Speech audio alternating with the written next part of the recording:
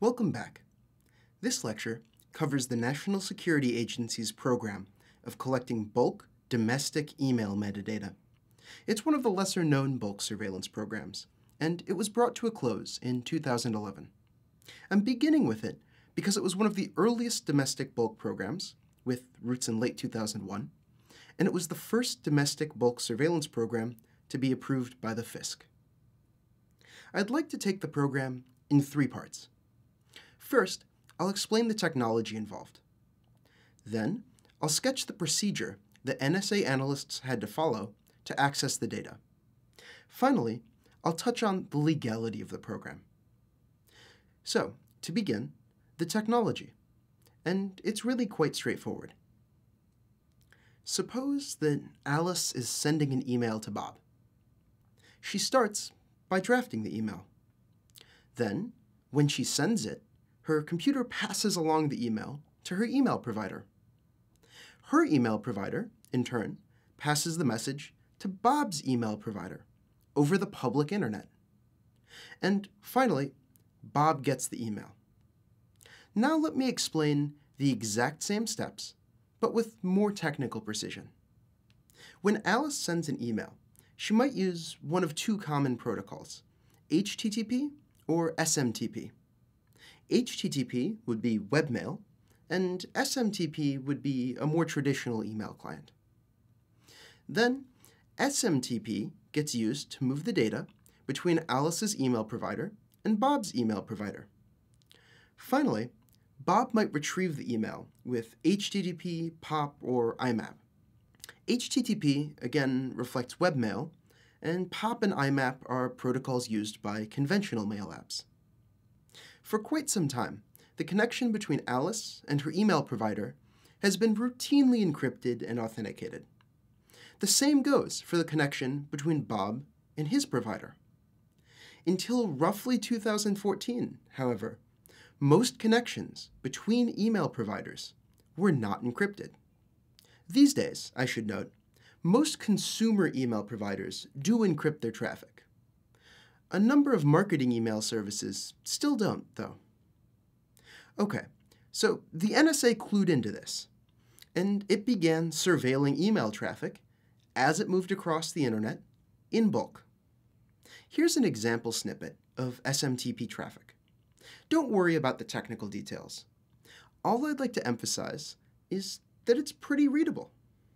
And it's pretty easy to pick out message metadata. The fields are right there. So, from about 2001 to 2011, the National Security Agency collected just this sort of message metadata on emails within the United States. So, there's the technology associated with the NSA's bulk domestic email metadata program. Now let's turn to the internal procedures associated with the program. And I should note that this is the procedure established by FISC orders beginning in 2004.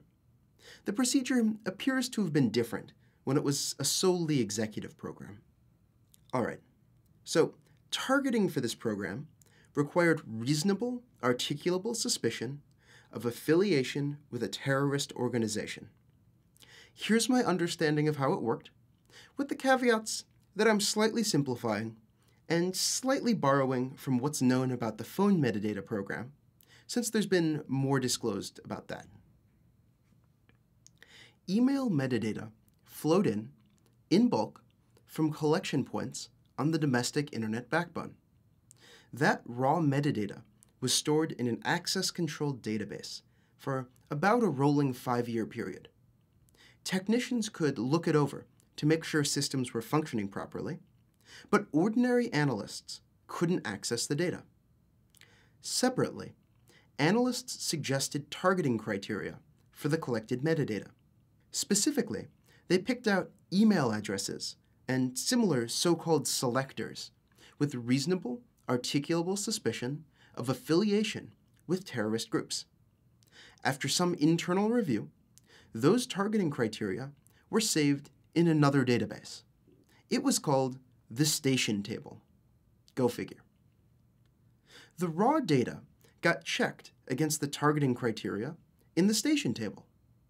Metadata up to 2 or 3 hops away from the target was moved into yet another database.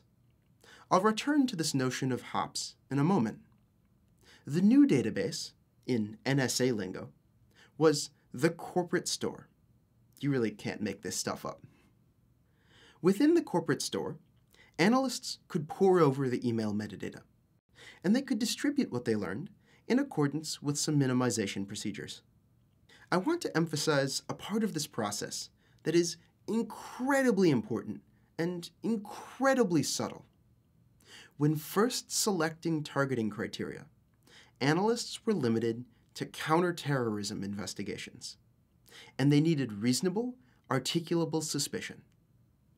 However, once data was in the corporate store, it appears to have been fair game for any foreign intelligence purpose, and analysts didn't need to satisfy the reasonable, articulable suspicion standard, or even the relevance standard. Put differently, the privacy impact of the program depended substantially on the size of the corporate store. That's the information that analysts could more routinely access. And the size of the corporate store, in turn, depended substantially on the NSA's so-called contact chaining procedure. Let me explain how that worked. Suppose Alice emailed Bob, who emailed Charlie, who emailed Dave. And imagine that Alice is a target in the metadata surveillance program. In NSA jargon, Alice's email address would be the seed query. Bob would be 1 hop away. Charlie would be 2 hops away. And Dave would be 3 hops away.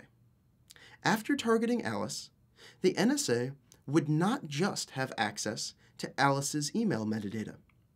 It would also have access to Bob's and Charlie's and Dave's. And that's just one path for contact chaining. Alice has presumably emailed with lots of other people, as has Bob, and Charlie, and Dave too. So, with contact chaining, it's easy to see how a single target can exponentially grow into a huge dataset. It's a lot like the old 6 degrees of Kevin Bacon problem. And maybe the dataset is even larger.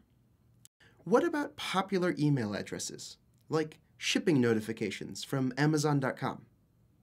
It's not clear how the NSA handled these. Orders from the FISC certainly didn't prohibit that sort of hop, which could reach a huge proportion of the entire American population. In fact, when FISC judges allowed NSA technicians to search through the raw data for popular addresses, they viewed that as a concession to the NSA, not as a privacy protection. A charitable view on this issue is that, as a matter of internal practice, the NSA ignored these popular email addresses when building the corporate store. Another, more cynical view is that the NSA only ignored these addresses when analysts queried the corporate store. In other words, the NSA may have used these addresses to maximize the amount of information subject to lesser constraints.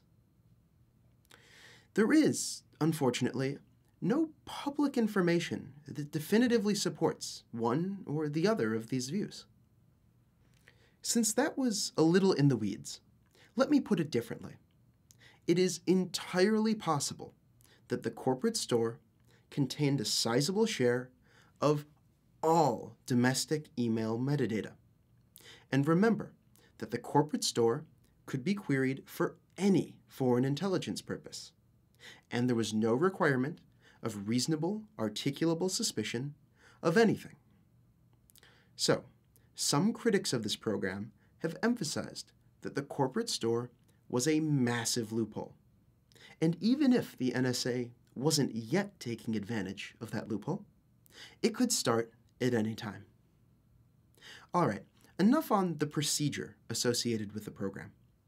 Now on to the last subject, legal issues. As I mentioned, the program's roots date back to 2001, following the September 11th attacks. The executive branch asserted inherent Article 2 authority to conduct the program, and major telecom services provided access to their backbone networks. In 2004, however, a Department of Justice review concluded that the program was inconsistent with FISA and ECPA. After a showdown within the executive branch, the program was transitioned to FISA court oversight. I hope you recall from the material on FISA pen trap orders that Judge Kolar-Kotelly approved this program in 2004. This was really a stretch from the text of the FISA pen trap provisions. In particular, all this procedure about reasonable articulable suspicion and raw data and a station table and a corporate store, it's nowhere to be found in FISA. So, periodically, the NSA got a pen trap order for each internet backbone provider involved in the program. It served those orders on the internet services, and they allowed the NSA to access bulk email metadata. Specifically, they allowed the NSA to attach hardware interception devices to their networks, and the NSA could remotely configure those devices as necessary. The program had a rocky history of compliance issues. In this context, compliance issue is the NSA euphemism for violating a court order. I'd like to highlight a few. Perhaps the greatest issue was massive overcollection of data, seemingly including content. The agency repeatedly told the FISC that it hadn't overcollected data, and an audit for the FISC concluded that it hadn't overcollected data. Then, it turned out that was all wrong. The episode was very embarrassing for the NSA, and FISC judges were certainly displeased. Another compliance issue involved the process of querying raw email metadata. Remember how that required reasonable, articulable suspicion?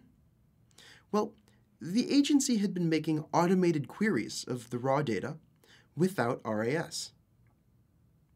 Yet another issue was internal dissemination of email metadata without explaining to the FISC how that would happen. And finally, the NSA shared data from the program with other federal agencies, including the FBI, without the required minimization review. I think it's fair to say this was a really troubled program. And again, the NSA allowed it to lapse in 2011, following a set of compliance debacles. The last point I'd like to address on the legality of this program is, does it comply with the Fourth Amendment? One view is that this is all metadata, so it's covered by the third-party doctrine. If one person's metadata isn't protected, then bulk metadata isn't protected. In other words, zero protection plus zero protection equals zero protection. That's certainly the view of the executive branch and of the FISA court. Another view is that there's something constitutionally different about this sort of bulk surveillance, perhaps because of the quantity of information or the duration it's retained. One district court judge bought this view in the context of a challenge to the analogous phone metadata program. All right, that brings to a close what I wanted to cover on legal issues surrounding this program. In the next lecture, I'm going to explain the NSA's bulk domestic phone metadata program. It's very similar.